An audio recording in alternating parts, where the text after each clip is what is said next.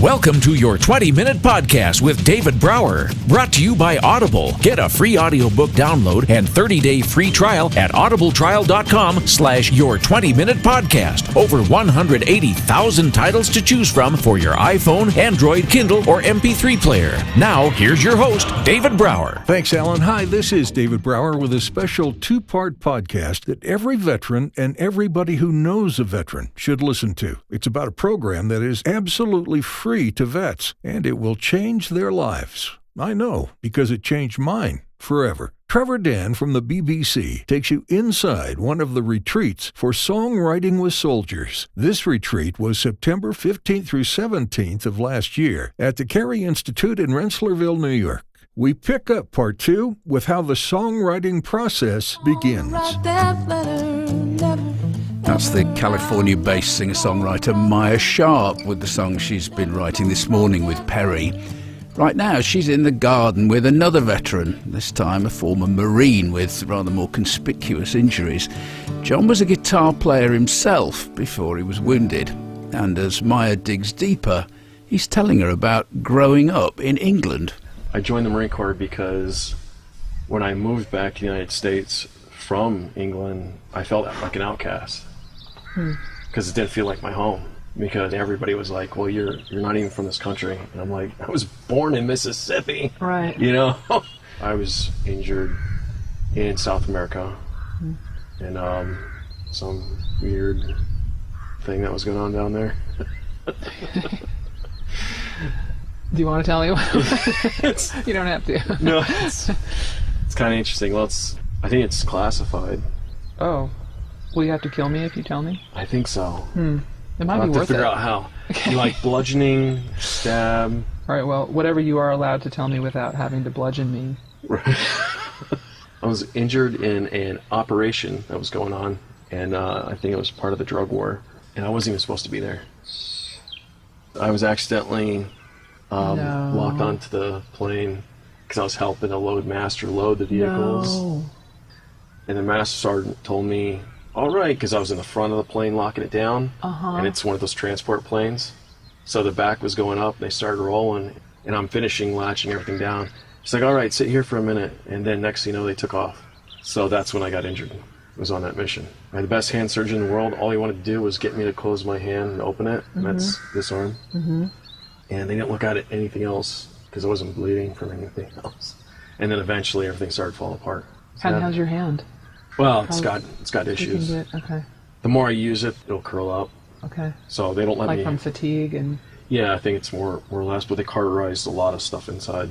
They're having too much fun, I guess. Yeah, right. Well, fortunately, that's your strumming hand. So. I know. Well, that's what I was saying. If I have to, I'll just glue a pick to my hand or grow my thumbnail out like. Don't do that, please. Esteban or whatever that guy is on TV. Right.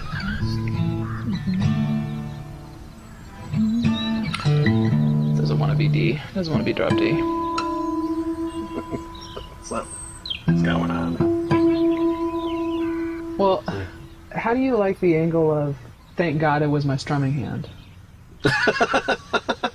Okay. Is that something? Yeah, that's funny. I like it. And it can be as detailed and dark and scary, but then that's the punchline. Like this awful thing happened. But it was my strumming hand. So that's how my other hand is still cool to make the chords and that actually would be to get the ladies. Something I would. I mean, you probably have a wife, so you might not want to say that, but well, I keep giving out my name, my number to. If you want to go there. No, I love it because you're really into playing. Because when I cross the road, I keep my friends back. I'll go first. I got free medical. Dude. when I help somebody, sometimes I'll start bleeding from this arm. I'm like, it's okay. It's not very useful anyway. I always make fun of myself. Yeah. And just to make everybody else feel better. It wants to strum a lot, right? It can't just be like.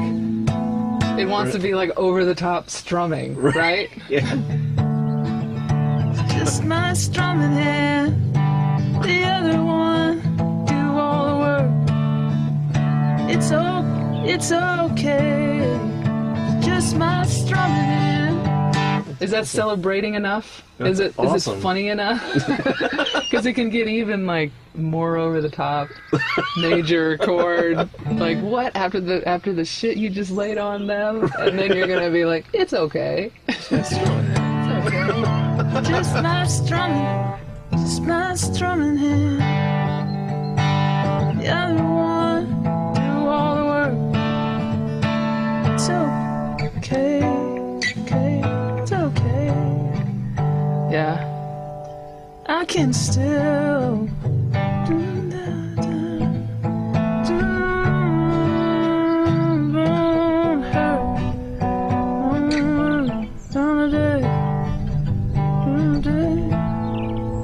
It's okay. While Maia and John are working on their song, I've found Harry Ballon, an academic who's here as an observer. Harry is a professor of law and also an expert on neuroscience.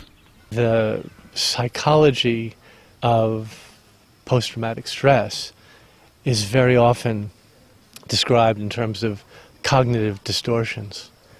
So a person who's had a trauma very often thinks the world is a dangerous place, and often thinks that other people are bad, and often thinks that I am bad.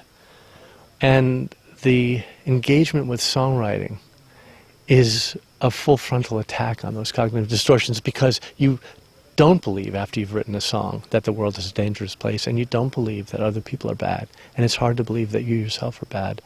So by attacking those cognitive distortions, we help to heal people.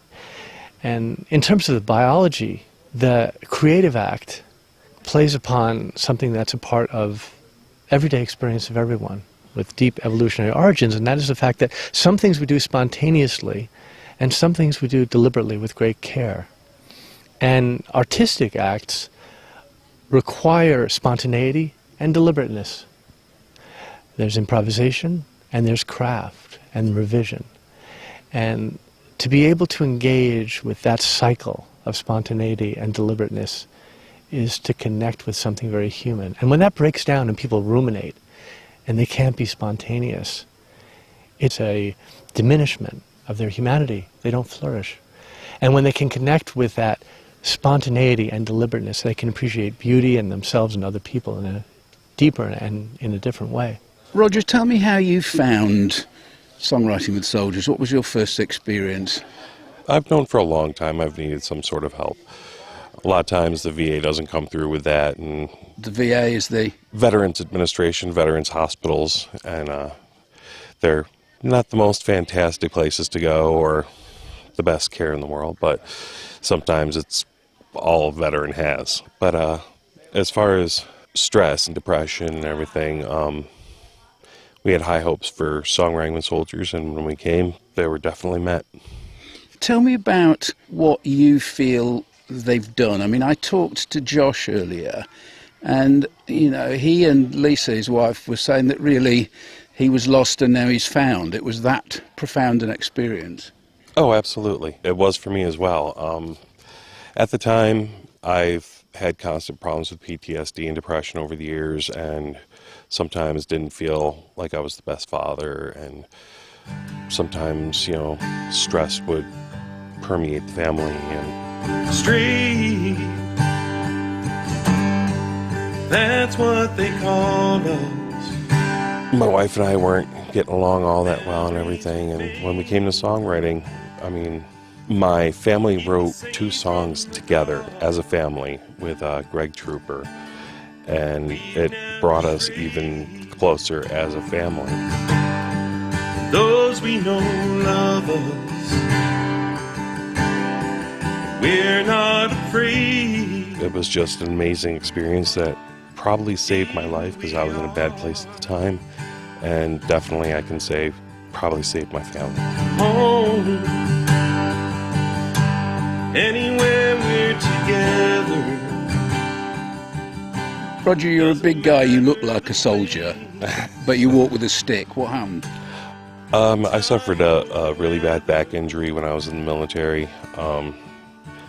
I was in the Desert Shield, Desert Storm, Southern Watch, and you know, basically since then, I've felt lost a lot of the time.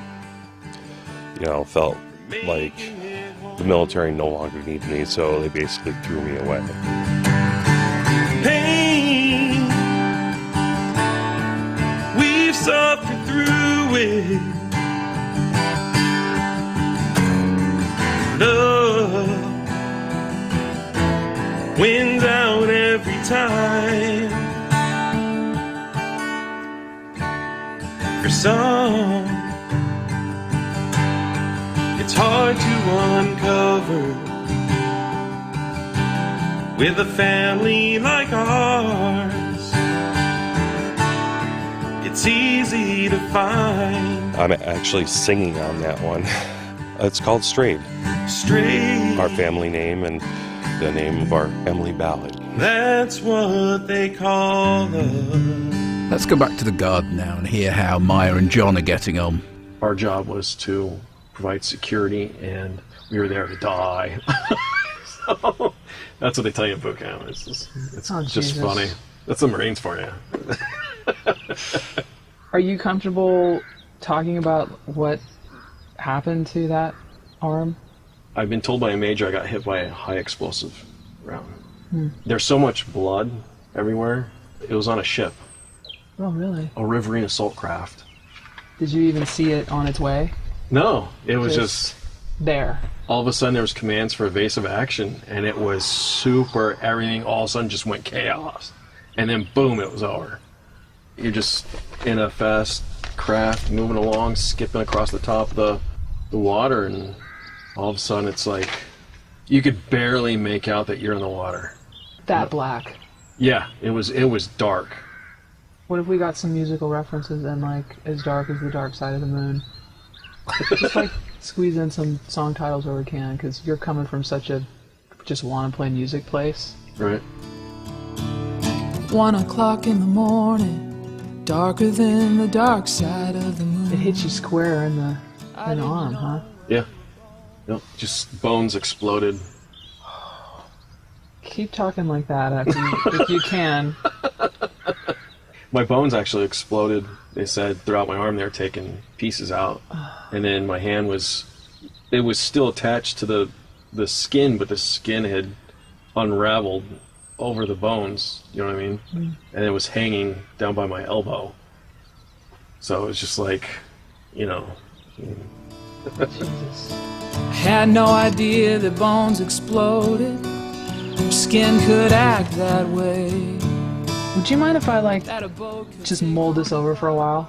Just like No, absolutely. under a tree for like 15 minutes or so? Yeah. Just to whatever like you want. We'll hear the finished song in a minute, and you can listen to dozens more on the SWS website. But as this particular retreat comes to an end, I'm struck by how far away this place is from the bellicose and uncharitable mood of so much of what we associate with the United States these days. Technically, what's going on here isn't music therapy, but there's no doubt that the veterans find the experience therapeutic. And the presence here of so many previous participants here to help the new guys suggests that it has lasting value. As the final concert ends and all the songs are performed, how are the organisers feeling? Mary Judd and first Darden Smith. At the end of a retreat, you have this combination of exhaustion and extreme joy. 10, 11 songs that didn't exist 3 days ago are now here. And then the feeling of getting the emotion back from the participants, watching them change over the course of the 3 days, watching the writers change, it's amazing. So it's exhilarating, exhausting, and there's nothing like it. One of the vets just said to me, I'm a different man now than I was on Friday. Well, I think there's something very mysterious about this process that I don't know. We've heard similar thoughts to that, and what's fascinating to me is the body language changes. The people that were sort of closed up, maybe they were starting the writing sessions literally kind of hunched over. At the end of the writing sessions, they'll be standing up straight. And there's something that's released in this, and it's I think, I don't know, but I think it's the being seen. Being seen and heard is the magical thing. We all want that. But in this action, not only are they seen and heard, but we've taken what we've seen and heard and with them created a song That's their words, and that is a very powerful thing. Mary, can you see a possibility of extending the program into Britain, into other countries around the world? That's our dream. Songwriting with soldiers, songwriting with all sorts of groups, but ideally in other parts of the world. Can you imagine the effect of that? I just cannot imagine the beautiful reverberation that would come out of these retreats on a global scale. It's going to happen. It has to happen. They sewed me back together, but it'll never be the same. Still, I don't waste a moment thinking who should take the blame. I had Panama and Paris and Carolina on my side. Oh, at least a dozen doctors tried. I know they tried. It's okay. It's just my strumming hand. All the other one does all the work. If I couldn't play Cashmere or Preacher Man, now that would hurt. It was a bad day, but it's okay. It's just my strumming hand. So, John, what do you think of the song now you've heard it? It was brilliant.